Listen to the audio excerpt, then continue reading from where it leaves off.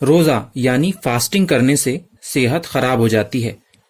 अगर आप इस तरह की बातें सोचते हैं तो आइए आपको बताते हैं कि इस्लाम धर्म के बताए हुए तरीके पर उपवास या व्रत रखने से क्या क्या शारीरिक फायदे रोज़ा रखने वाले के स्वास्थ्य को होते हैं।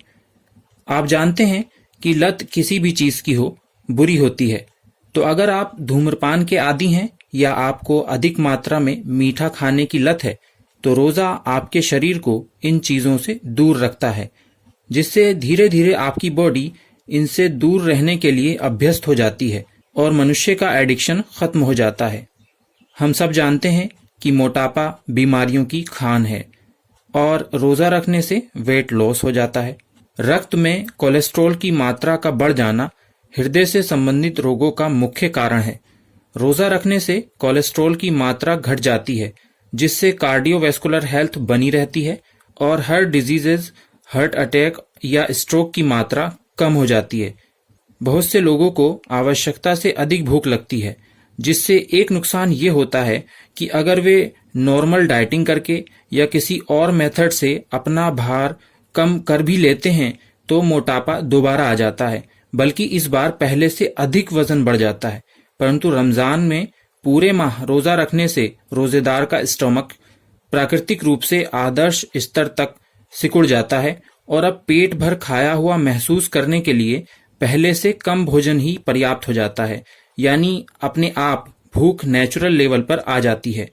रमज़ान में दिन भर निर्जल और निराहार रहकर भी अपने दैनिक कार्य और दिनों की तरह करने से शरीर को यह अवसर मिल जाता है कि यह अपनी ऊर्जा की आवश्यकता की पूर्ति करने के लिए बॉडी में फैट रिजर्व्स को बर्न करे।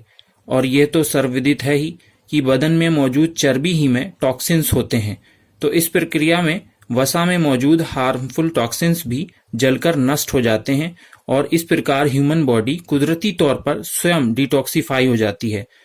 तो दोस्तों, अगर आप इस रमज़ान के महीने में 30 दिन के रोज़े रखते हैं तो अभी बताए हुए सभी लाभ तथा इनके अतिरिक्त भी ज्ञात और अज्ञात कई प्रकार के हेल्थ बेनिफिट्स आप इस प्रशिक्षण शिविर यानी रमज़ान से पाएंगे। और यदि आप इस महीने के बाद साल के बचे हुए 11 महीनों में इस्लाम द्वारा बताए हुए डाइटिंग मेथड को फॉलो करते हैं, जो अंतिम ईश्वरीय ग्रंथ कुरान में तथा ईश्वर के अंतिम दूत मोहम्मद सल्लल्लाहु अलैहि वसल्लम की शिक्षाओं में पाया जाता है, तो साल भर तो आप स्वस्थ रहेंगे ही, और अगर इस लंबी अवधि में आपसे कोई चूक हो जाती है तो रमज़ान फिर से आकर आपको चुस्त दुरुस्त कर देगा और इस प्रकार आप एक स्वस्थ जीवन जिएंगे। तो मित्रों, रमज़ान के रोज़ों के संबंध में अभी के लिए फ़िलहाल इतना ही। जल्द मिलते हैं इस्लाम के संबंध में कुछ और सवालों के जवाब के साथ। अभी दें अनुमति। धन्यवाद।